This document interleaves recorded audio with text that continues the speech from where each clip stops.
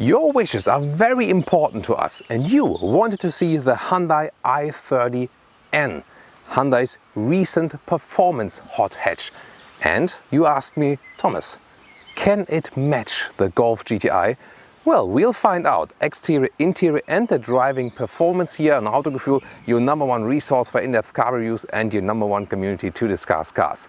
In full HD, full screen and full length. Let's go!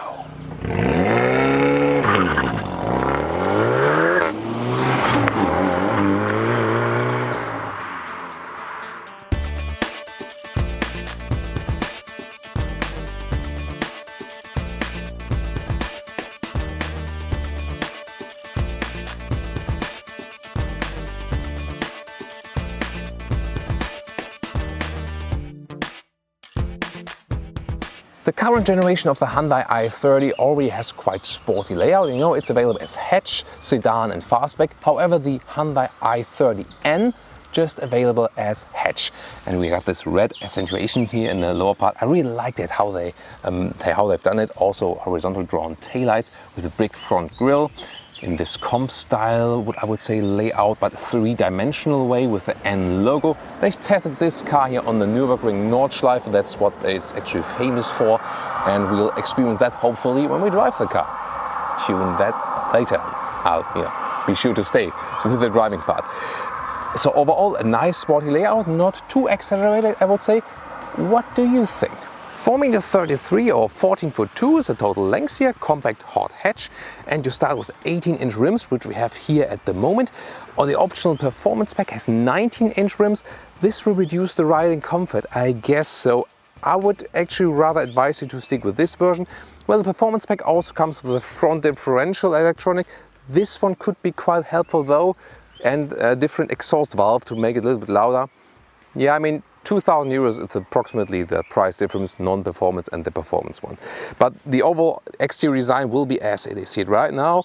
A very interesting blue color. Well, it's not exactly Thomas blue, what we call here on Autogefühl, like a normal bright blue. It's very, very bright. Maybe baby Thomas blue, let's call it that way. And yes, I dressed, of course, according to the car. Thank you so much for noticing it. Finally, someone did. Design line here on top of the door handle. A situation in black in the lower part. Again, the design here, I think it's exactly right on the spot. Not too much, but sporty enough. That's how I would describe it. With a very strong C-pillar, and the taillights already begin here at the side. And in the rear, a nice horizontal layout with those taillights right there, and dual exhaust pipes, and they are really real. I mean, the very, very rear one is on the inside and the outer part is a little bit bigger, let's take it that way, but it's still one unit, so we could really say this is still the real deal. And repeating the front red element in the lower part, also nicely done. A standard i30, by the way, taking a German reference price, starts at about 17,000 euros, and this one here, the i30N, 30,000, so that's still a good price-performance ratio. Will this also be proven by the interior?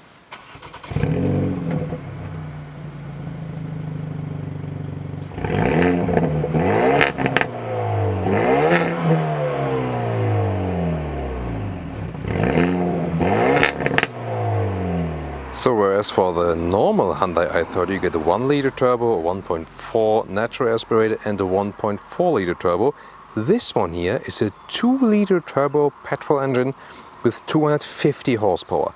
Optional in the performance pack, you get it to 275 horsepower. The acceleration difference is 6.4 or then 6.1 seconds to 100 kilometers or 62 miles an hour.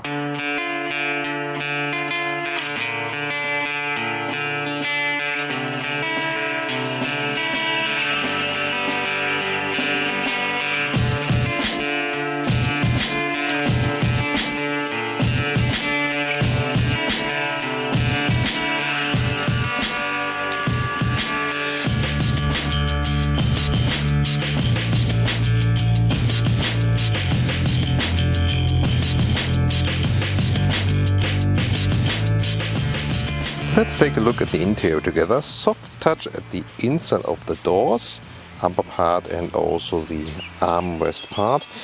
Then got also memory seat buttons right there. The lower part also fits bigger bottles, well done. N entry logo. Then this steering wheel, also in a very sporty style. Drive mode selector on the left side and on the right side for the N mode. We'll talk about that when we drive the car. When you go to the N mode, by the way, hit the clutch, stand still and hit the throttle. Then you can also get the launch control that limits then to 4,000 RPMs that you can accelerate better. Soft touch also at the top of the dashboard. Very, very good build quality. Those ones are the sport seats with good shoulder support right there, you can see. The base one is all fabric, which I would recommend because it's not that sticky and also keeps cooler in summer and warmer. Well, warmer in winter, those are, but cooler in summer, all fabric. Those ones here, the optional Alcantara, they're also very nice, very well done as well. You can also lengthen this lower leg area if you like. And the outside should be leatherette, I think. I mean, who can say? Is it leatherette or animal skin? Really hard to find out sometimes. But as I said, I would stick with the fabric variant. This one is really cool, yes, but I think the fabric is even a little bit better in the comfort. This one here, however, looks nicer visually. Getting inside and seating position. Well, you have the electric control here that works very well, put it in the front up, also in the side. It is a standard hot hatch seating position. You can control the steering wheel very well, also in reach and height. And overall it makes a very, very solid impression, everything you touch and feel in this vehicle. I'm 1.86 m or 6'1" if you're not subscribed yet, and that leaves a lot of headroom. However, the seats here, you can, as I said earlier, put the lower area a little bit more in the front. That's again better than for taller drivers. And I think you can very well compare it also with normal compact hatch cars, how you feel from the seating position here. So you don't have it less comfortable, although you have the sports version. So I think they have reached a very high level of the whole build quality here, and you already feel it when you take a first seating test. That's definitely for sure. Cockpit overview, cleanly designed, soft touch on the top part. This one then is here hard plastic. It starts with a 5-inch screen. Option you get this 8-inch screen, then also with the smartphone connectivity. So I, for example, got the Apple CarPlay connection here at the moment. I put the phone in again. But you also have those special controls I'll soon tell you more about. Lower part then with the classic AC unit, I like to have, just while driving, to be able to control it very well. And again, how the turning knobs are laid out, good build quality. And the steering wheel very compact, really good in the size, I liked it. And those bright blue accentuations, it's just a great idea to give some more spice. Rather classic instruments, just with a small digital screen in the middle part, and then this special shifting lever, really nice racing design, and the same way it also feels. In the lower part you have a USB port to connect it, your phone, and two 12-volt power supplies, and this is also the inductive charging platform for your phone. In the lower area you can use a heated steering wheel even, and the seat heating is always standard with the i30N. And last but not least, adaptive cup holders, also well done, and some more space below this armrest. So here on the screen you have some visualizations for the turbo, for example, or for the horsepower, but I'm not sure if I would really use it. The G meter is quite funny, it shows how much G forces are applied. Other than that, if you browse in the map, it's still not possible here with the Hyundai just to pinch and zoom. I'm really disappointed by that. I'm not sure what they're thinking about with not offering that really. But the most important thing is you would rather use the smartphone connectivity. That's actually the most important thing, or the easiest thing to use. And we just plug then the smartphone in, and as soon as it's plugged in, there we go with my music. And then you can also access everything right there. Let's go to the home button, hit the Apple CarPlay, and here we go. This would be what I would usually use. Well, and as for the rear, that is, wow, doesn't really work for me when I'm driving here in the front as a tall driver. The seats, they are really thick. I mean, it's not really a long car, that's for sure. And there are also other compact cars that are a little bit longer. And I mean, you just have to be aware of that this is not a specialty of this vehicle. So I can't sit here as tall driver. 3 adults, tall adults will fit when the co-driver seat will be put in the front.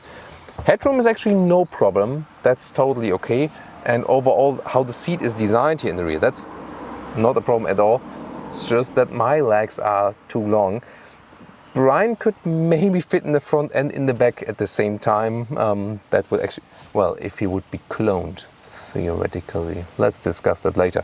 So, and you can also flip the seat from here. It's a 1/3, 2/3 split. So like this, top tether in the back and Isofix on the outer seats each for the child seat. And the same nice Alcantara layout. Interesting detail, by the way, also in the rear, the door handles from the inside have this special dark matte look. Now the trunk opening is actually, I mean, it's easy to do because the hatch is very short, so you don't need much power. Then to put a cabin trolley inside here, you can see the size. I mean, it's very well usable for a compact hatch, that's for sure. You can actually put it this way inside. And even more interesting is this additional bar to give more torsional stability here in the i30N. Very interesting idea. And below that, some more room there because there's no replacement tire fit in here. And you can also use a ski hatch right there. I can show you that when you put down the cup holders. Hey guys, hello. And then the maximum loading setup would be like this, 1/3, and then the 2/3 right there. But then this bar here, of course, is disturbing in the i30N if you think about maximum loading volume.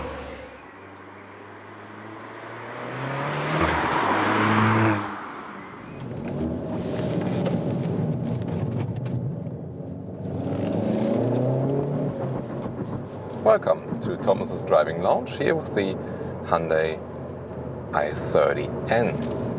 We're already in the so-called N mode, and that means when I do gear changes here with the 6-speed manual gearbox, there's a ref matching function, so I go for 3rd to 2nd gear, for example, and then the car is checking out that the next gear that is put in is at the very exact and right RPM, so I don't lose any speed. This won't have such a big effect on road driving, but it would have on the racetrack. And you remember that this car here was indeed tested on the Nürburgring, the famous Nordschleife. So we have different driving modes available, and soon we'll also head out to the motorway where we can really push it. Before that, I'll show you some nice countryside roads with it, because that's maybe what you're going to do on the weekends when you take this car out for a spin. The different driving modes, we have normal, sport, and eco. I change it here on the left side of the steering wheel, or I can directly go to this N mode, the sportiest mode. Then the ESC, the electronic stability control, is already drawn back a little bit, so I have a little bit more room to play with the handling. And it has a rather stiff sport suspension, you feel, and it handles like a go-kart on the road. And that's the great thing here with the compact hot hatches in general. They are so well to control, they feel so good on the road, and sometimes I have the feeling, when I also compare it to true sports cars, that those ones here are sometimes even more fun, although they are really not that expensive if you compare it to some super expensive sports car. Because they, here, the compact hot hatches, they convey a feeling of control, of agility, of sportiness without exaggerating it, and you're always really in control. And it's super fun to steer this car around. The steering here is super precise. In the N driving mode, I also have a little bit more throttle input, and I got this ref matching function, as I mentioned earlier. So it doesn't play a role when I shift up, but when I shift down, especially you hear it when I'm going from 3rd to 2nd back again. That was really cool. Also nice to have those illuminated RPM limiter, for example. So shifting back from third to second gear is really, really cool. And the sound is not exaggerated here on the inside. You got a subtle and nice sporty sound. So not that you would maybe think you cannot ride a motorway for 3 hours and get really annoyed. But you still got somewhat a sporty feeling. So I think that's also a good compromise. That you can also compare, for example, to a Golf GTI. Also got the G meter mounted right there as special gauges. It's maybe a funny thing for the co-driver to look at while driving.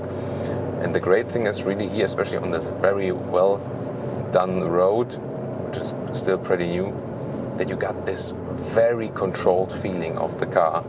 I really like what they've done with the steering setup. It feels both natural and progressive and somewhat easy to steer at the same time. So in those sporty modes, you got a little bit more feedback. In the normal mode, in the eco mode, it is actually lighter to steer this car. That makes it a little bit easier to do it in the city. But I think it's good that you can choose that with those different modes for sure. The shifting itself is really, really crisp. So you need some force to it, but there's no real unsmooth resistance in it. It's as you would expect it in a very sporty vehicle. It really gives you the feeling you are in a race car, and that's something very cool. I think they've managed to do that very well as well. The suspension then, and first driving comparison here to the GTI. The GTI is more comfortable. This one here is set more on this racy style, more towards Focus RS, more towards Honda Civic Type R, but not all the way. So this one here is, you know, when you rate those cars driving wise, the GTI from those compact hot hatches is the most comfortable one in driving, and this one here already goes more in a racy direction then, whereas there are some other cars above that which try to be even a little bit more extreme than this one. This one here still masters the compromise between sportiness and everyday driving comfort, yes, but you know, a little bit different accentuation. So it's really interesting then what you prefer. You can really pick those compact hot hatches and then see what's the most suitable one for you. So I'm braking now from 60. Wow, cool. That is really some good brake performance, and I don't need to hammer it all the way, but they also tuned that very, very well. So now I get to some more acceleration. Still in the N mode. Don't use the N word. The N mode. So, well, every manufacturer has some abbreviations. They now call it N. So let's see, all the way free. Now start at about 40 and accelerate it out.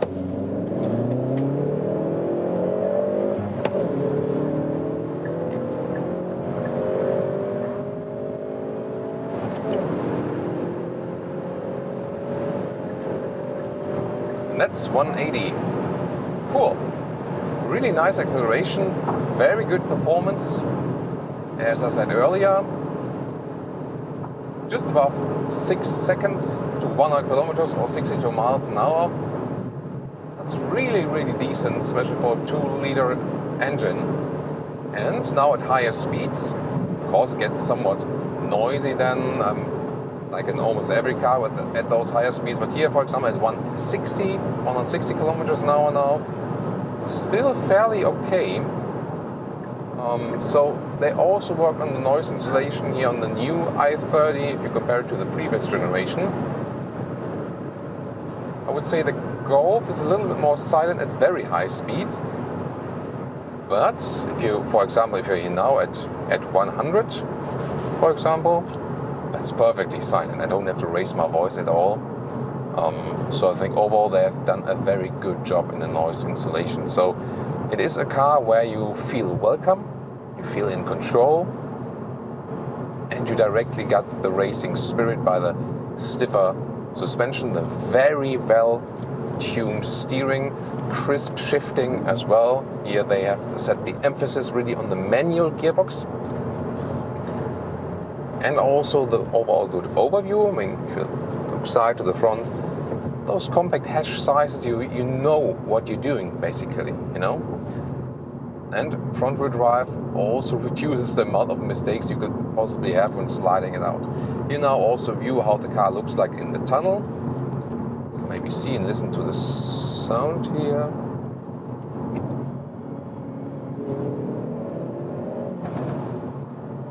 Whoa!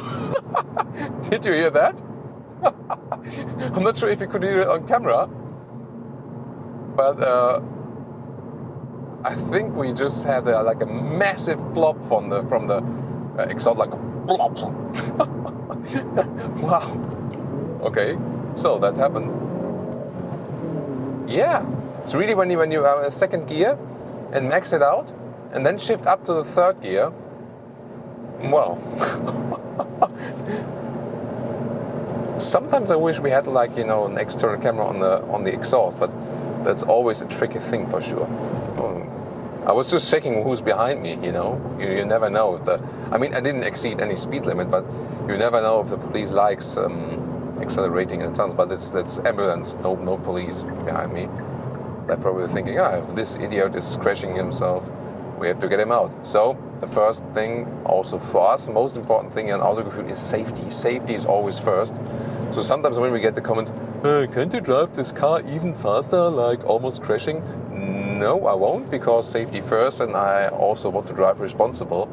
And I think it's somewhat possible to drive sporty and responsible at the same time. You don't have to exaggerate it. I mean, we showed you here a lot of performance, but the most important thing is that we all stay safe for sure.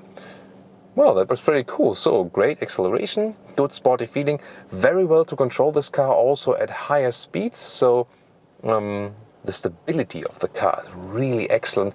And that shows that they also have tested it on those, you know, on the Nordschleife circuit, where they also have some really extreme high speed areas. So that really works well. Start-stop function is even available here for the i30N. Of course, they always, you know, save some consumption on paper then. I mean, we did some acceleration now. That brings, of course, up the consumption to about 11 liters.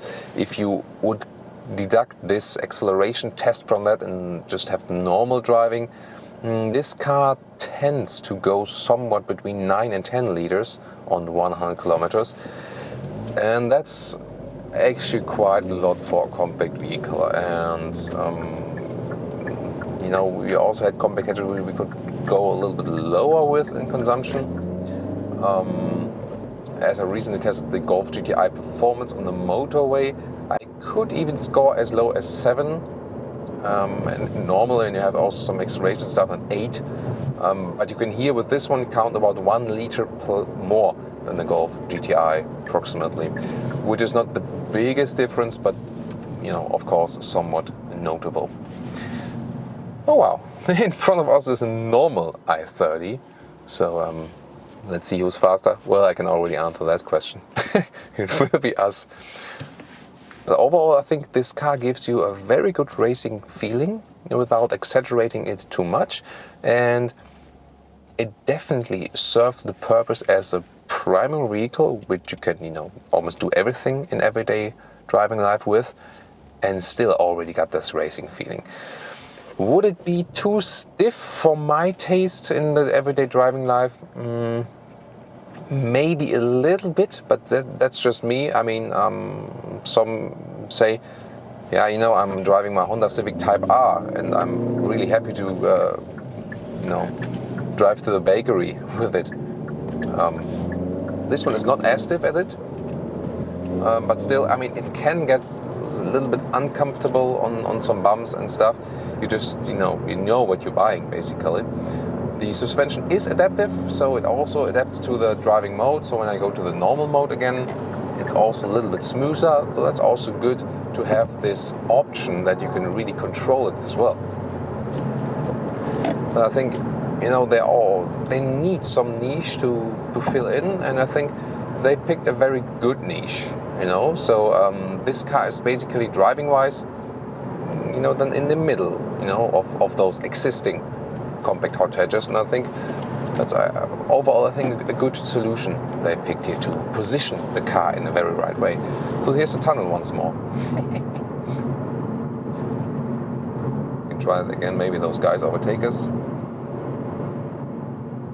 Yes.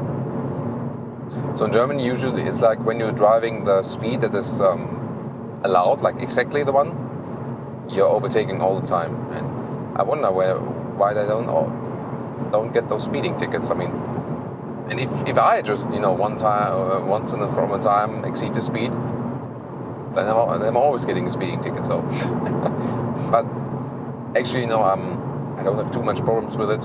Like happened twice or something, but not anymore.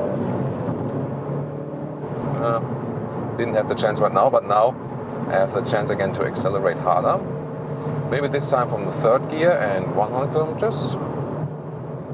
So that the traffic pass a little bit.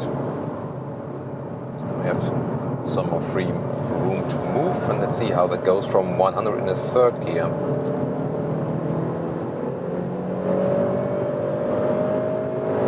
And that's 150. Also an additional ref limiter in the top of the instruments, also nice to see. Interior and lane shade at 150, wow. Great stability from the car, no tilting at all. That's a very good motorway car, and also German motorway proof. Really amazing. Look how now stable it is. I can also go to 6th gear, make the car a little bit more calmer in the RPM wise. This was, by the way, now an acceleration in the normal mode. The acceleration will not differ too much from the driving modes. It's just that the setup, you know, suspension-wise, steering input-wise and stuff, they change that around a little bit, but it won't affect the acceleration too much. We're also driving with the 18-inch rims today, as you might remember in the non-performance version here of the Hyundai i30N. You know, those performance models, they always sell it because they have even more margin with it. They can get more money from it with putting some more parts in. I mean, you can surely go with it if you want it even a little bit more sporty and want those additional features and even a little bit more sound, for example, but you don't have to. And you know, I like to test the base version of the i30N here today. So when we get the performance version at the later stage, we can then also very well compare it when you get first the non-performance version, for sure. I think it's overall a good pick, and I think driving-wise, again, if you compare the other hot hatches, this one would be definitely on my shortlist. And now to our conclusion for today with the Hyundai i30N. Actually, I could make it very short and just say it's a very good car, and it's surely one of the best in the compact hot hatch market. I'm pretty certain of that. I mean, it's a very beautiful exterior, also with this Thomas baby blue color.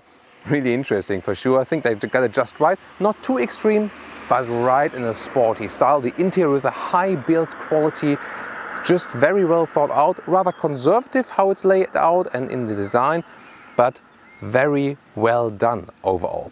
Not so much room here in the second row. That is probably, you know, the worst thing about the interior, but overall I'm very satisfied also with the interior with this vehicle, and a good and fun driving as well. So good performance, good on the road, and interesting how they found that niche. It's not that comfortable as a Golf GTI. It's a little bit more in this racy direction, but not as racy as, for example, a Focus RS or a Honda Civic Type R. So they found this niche in the middle there. So can it match the Golf GTI? The initial question, yes, I think it can.